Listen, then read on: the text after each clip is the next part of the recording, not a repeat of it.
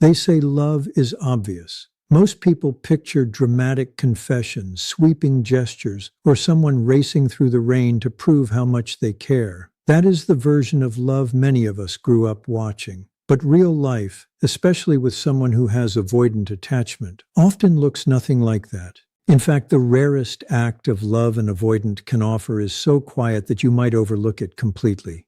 It does not arrive with excitement or fanfare. It slips into an ordinary moment, almost invisible unless you know what to look for. If you miss it, you may spend years searching for louder expressions of love while overlooking something far more meaningful. Stay with this, because before long you may find yourself replaying old memories through an entirely different lens, realizing that moments you once dismissed carried far more significance than you ever imagined.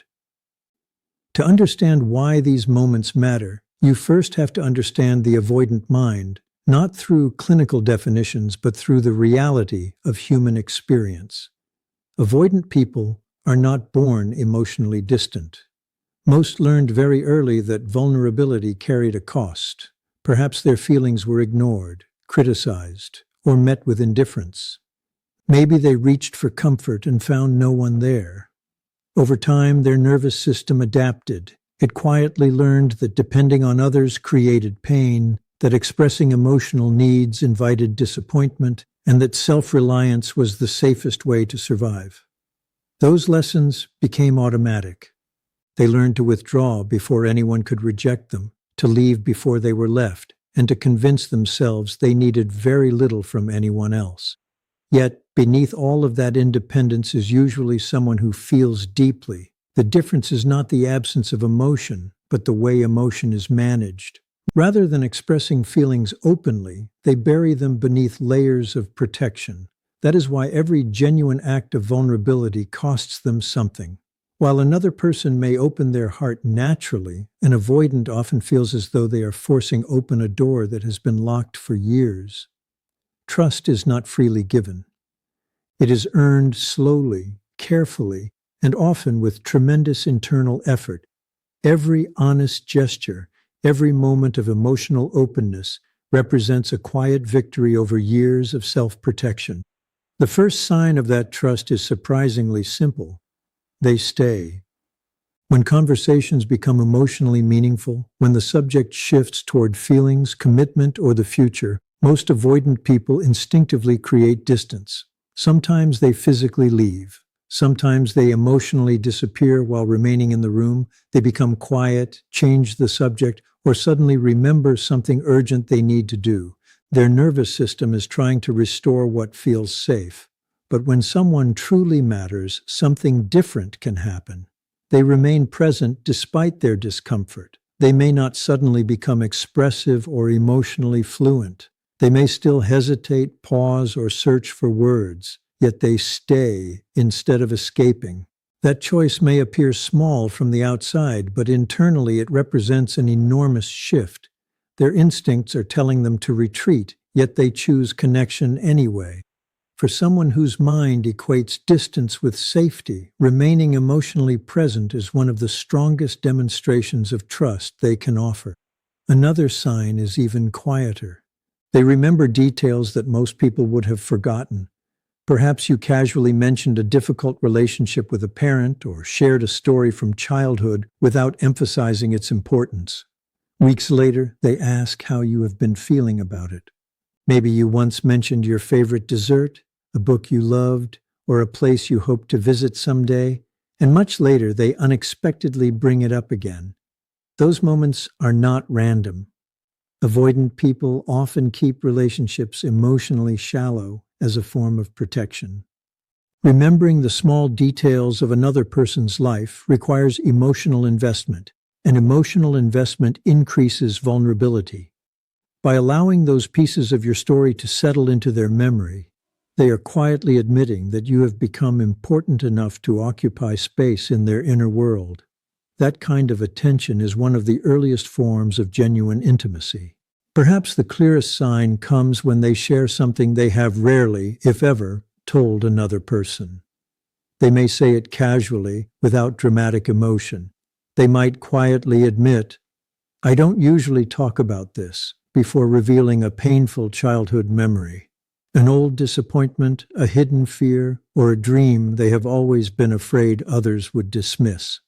Their voice may remain steady, but underneath those words is an unspoken question. Is it safe to let you see this part of me? Many people hear these conversations and simply think someone is opening up. With an avoidant, the meaning often runs much deeper. Vulnerability has never felt natural to them. It has always carried the possibility of rejection or shame. Every deeply personal truth they choose to reveal represents a conscious decision to lower defenses that have protected them for years.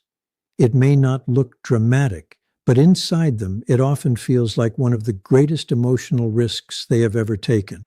They chose to take that emotional risk with you, and that carries far more meaning than most people realize. It means you became one of the very few people they trusted enough to see beyond the carefully constructed walls. You were allowed to witness something genuine, something they normally keep hidden from the world. And if you responded with kindness instead of judgment, if you protected that vulnerable moment instead of making them feel embarrassed or exposed, they remembered it. They quietly stored away the experience as evidence that opening up did not automatically lead to pain. That single interaction made it just a little easier for another layer of protection to come down later, even if the progress was slow. Another sign that is often misunderstood is when they admit they are struggling instead of simply disappearing. Many people mistake this for weakness or distance, when in reality it can be a remarkable act of trust. Instead of shutting down without explanation, they might quietly say, "I'm feeling overwhelmed right now," or "I need a little space, but this isn't because of you." They may simply admit, "This is difficult for me." Those words might sound ordinary, but for someone with avoidant tendencies, they are anything but ordinary. Their natural instinct is often to withdraw without explanation, because explaining requires emotional exposure. Acknowledging that another person affects them means admitting they are not as emotionally untouchable as they have spent years convincing themselves they are. When they choose honest communication instead of silent retreat, they are actively working against lifelong patterns. They are choosing connection where their instincts are telling them to escape. That effort should never be underestimated. There is another quiet expression of love that people often overlook. They show up when you truly need them, even when doing so is uncomfortable or inconvenient. People with avoidant attachment frequently struggle around intense emotional situations, not because they lack compassion, but because emotional intensity activates their own discomfort. When someone they care about is hurting, their first instinct may be to solve the problem quickly, distract from it, or create distance until emotions settle. Sitting with another person's pain requires emotional presence, and emotional presence is precisely what their nervous system has learned to avoid. That is why it matters so much when they stay anyway. If you called them during one of your hardest days and they remained on the phone until you felt calmer, if they rearranged their plans when you were sick, or quietly sat beside you through a painful moment without trying to escape it, those actions carry enormous weight. They are choosing your needs over their own instinct to retreat. That decision is rarely effortless, even if they make it appear that way. One of the clearest signs appears when they begin taking initiative. They are the one who sends the first message. They suggest meeting without waiting for you to ask. They make plans simply because they want to spend time with you. For many people, reaching out first feels completely natural. When they miss someone, they simply contact them. But for an avoidant, initiating contact often carries a much deeper emotional meaning. Reaching out first means admitting they want connection. It means acknowledging that someone occupies an important place in their life. It means accepting that your presence matters and that your absence would be felt. Those realizations can feel surprisingly vulnerable to someone whose identity has long been built around emotional independence. Every time they choose to initiate despite those fears, they are making a quiet decision. They are allowing desire to become stronger than self-protection. They are choosing closeness over distance, even if only for a moment. And for someone who has spent years believing that emotional safety comes from needing no one, that choice represents one of the strongest expressions of trust they can offer. And that is where everything begins to make sense. Let's go even deeper, because the moments that reveal the most about an avoidant often happen during conflict, when relationships are put under the greatest pressure. One of the rarest things they can do is come back after pulling away. When emotions become overwhelming, an avoidance instinct is usually to shut down. They become quiet, withdraw, and create distance because their nervous system is trying to reduce emotional intensity. Sometimes that silence lasts for days. Sometimes the conversation simply ends, leaving the other person wondering what happened. But if they eventually return, perhaps after taking time to process and say something like, "I've been thinking about what happened," or "I don't think I handled that very well," or simply, "Can we talk?" that moment deserves your attention. Returning after conflict is not easy for someone whose first instinct is escape. It means willingly stepping back into the very situation that overwhelmed them. It means accepting the discomfort of difficult emotions because the relationship matters enough to repair. That willingness to reconnect after distance is one of the clearest signs that they value what you share. There is another expression of care that often passes unnoticed because it seems so ordinary. They begin including you in their future. It may not be a dramatic conversation about lifelong commitment. Instead, it appears in small comments. They mention visiting a place together next season. They talk about an event months away and naturally assume you'll be there with them. They casually say, "When we do that," instead of "if." To most people, those remarks feel insignificant. But for someone who has spent years protecting themselves from disappointment, imagining a future with another person is emotionally meaningful. The future represents uncertainty. It requires hope, investment, and the possibility of loss. Allowing themselves to picture you in tomorrow means they have already made room for you beyond today. For an avoidant, that quiet shift carries enormous emotional weight. Another sign appears when they begin standing up for you. It may never be loud or dramatic. Perhaps someone speaks unfairly about you, and they calmly correct them. Maybe they defend your character when you are not present. Or they openly acknowledge your importance to someone else in their life instead of keeping the relationship hidden behind emotional distance. People with avoidant tendencies are often careful about revealing what truly matters to them, because exposing their attachments can feel like exposing their vulnerabilities. To care openly is to admit that someone has the power to affect them. When they publicly support you or make it clear that you hold a meaningful place in their life, they are accepting a level of emotional exposure that rarely comes naturally. In their own quiet way, they are saying, "This person matters to me," and that is no small admission. Perhaps the deepest sign of all is when they allow you to witness their struggles instead of hiding behind competence and independence. Most avoidant people work hard to appear capable, composed, and emotionally self-sufficient. They rarely want others to see uncertainty because needing support can feel deeply uncomfortable. So when they admit they are overwhelmed, confess they don't know what to do, or simply allow themselves to be seen during a difficult day without pretending everything is fine, something significant is happening. Maybe they quietly say, "I'm not okay," or admit they feel lost without immediately trying to minimize it. Those moments reveal the person beneath the protective layers. The confident exterior was never simply a personality trait. It was a form of emotional armor built over many years. When they set that armor aside, even briefly, they are allowing you to meet the most authentic version of themselves. For someone who has spent much of life believing they must face everything alone, that kind of openness is one of the greatest gifts they can offer. You think you know what love looks like. Most people imagine dramatic confessions, unforgettable surprises, or someone chasing after them at the last possible moment. That is the version of love we are taught to expect. But there is another kind of love that is almost invisible unless you know where to look. And if you have ever cared about someone who seemed distant, emotionally guarded, or difficult to understand, what you are about to hear may completely change the way you interpret their behavior.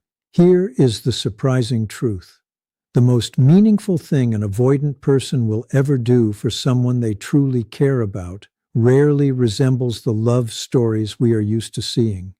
In fact, the first time it happens, you may overlook it entirely. It may feel too quiet, too ordinary, too insignificant. Yet that simple moment may represent one of the biggest emotional risks they have ever taken. If you miss its meaning, you may spend years waiting for louder proof while overlooking the deepest expression of love they were capable of offering. Stay with me because somewhere along the way, you are going to begin replaying memories in your mind. Moments that once felt confusing may suddenly make perfect sense. Small interactions that seemed meaningless could take on an entirely different weight. Before we go any further, type the word rare in the comments if you have ever questioned whether someone truly cared about you because they struggled to express it. And if you enjoy exploring the psychology behind relationships on a deeper level, make sure you subscribe because this is exactly what we uncover here. To understand why these moments matter so much, you first have to understand the avoidant mind, not as a diagnosis, but as a human story. No one is born afraid of closeness. Most avoidant patterns begin early in life. Perhaps their feelings were ignored. Perhaps comfort was inconsistent. Maybe they discovered that expressing needs only led to disappointment, criticism, or emotional distance. Over time, their nervous system learned a simple lesson. Depending on people is risky, so they adapted. The human mind is incredibly creative when it comes to survival. Instead of expecting support, they learn to rely on themselves. Instead of asking for comfort, they convinced themselves they did not need it. Instead of risking rejection, they built emotional distance before anyone else could. After years of repeating those patterns, independence became more than a preference. It became protection. But here is the part that so many people misunderstand. Behind the calm exterior, the self-sufficiency, and the emotional walls often lives someone who feels deeply. They have not lost the ability to love. They have simply learned to experience those emotions privately. What others express openly, they carry silently. That is why their gestures matter so much.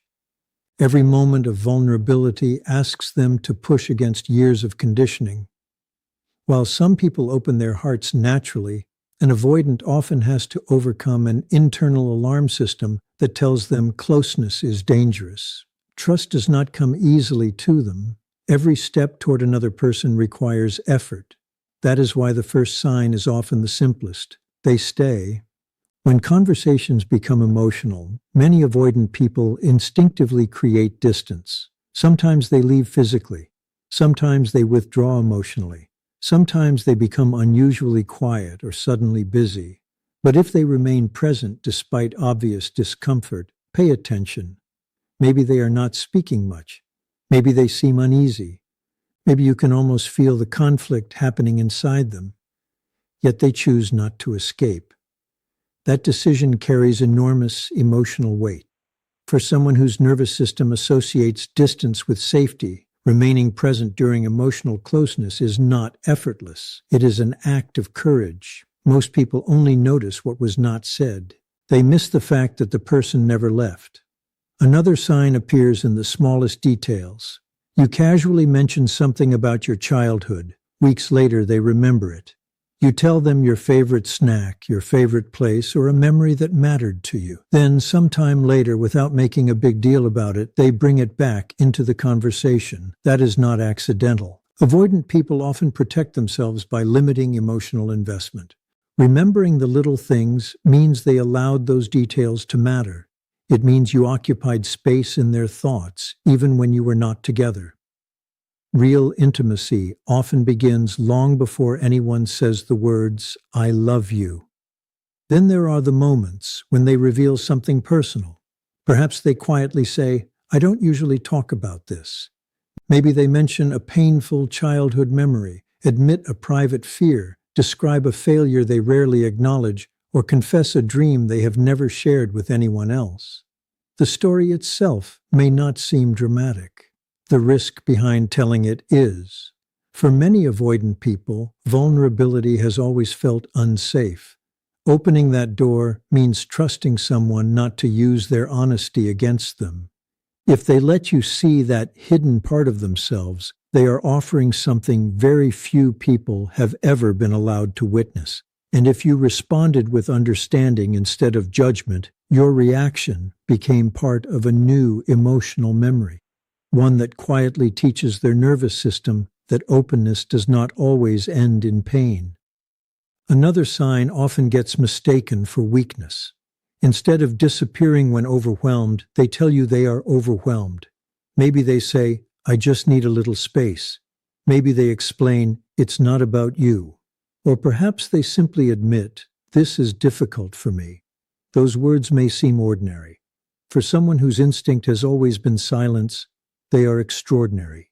Communication replaces withdrawal. Honesty replaces escape.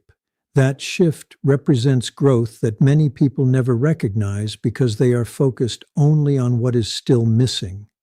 Watch what happens when life becomes difficult. Avoidant people often struggle with emotional intensity, especially when someone they care about is hurting. Yet when they genuinely love someone, something remarkable can happen. They show up, not always with perfect words, not always knowing exactly what to do, but they stay beside you. They sit quietly, they help, they remain present. Supporting another person's emotional pain requires them to tolerate emotions they have spent years avoiding. That choice is never as effortless as it appears. Another important sign is initiation. They text first. They suggest spending time together.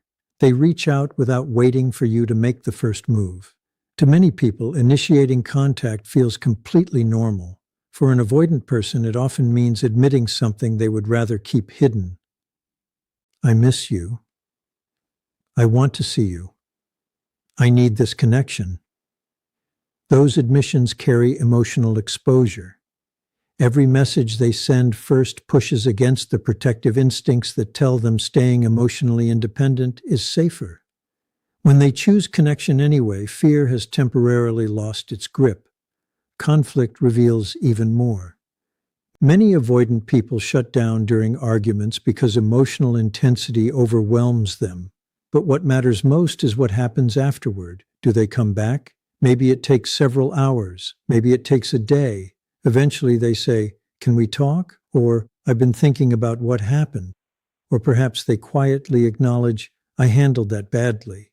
Repairing conflict requires tremendous emotional effort. Returning means facing exactly what their nervous system wanted to escape. When they come back, instead of disappearing permanently, they are telling you the relationship matters enough to risk discomfort.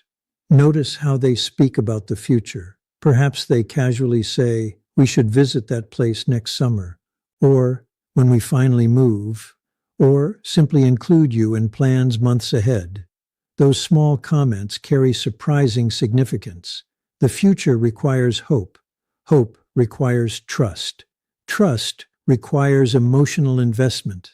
An avoidant person imagining you in tomorrow is often revealing feelings they are still struggling to admit today.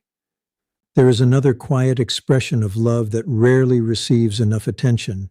They defend you, not dramatically, not publicly for attention, simply because protecting your place in their life feels important. They correct someone who misunderstands you. They speak positively about you. They let others know you matter. For someone who carefully hides what is emotionally valuable, making your importance visible is an act of trust. Perhaps the deepest moment comes when they let you witness them struggling, not the capable version they present to everyone else.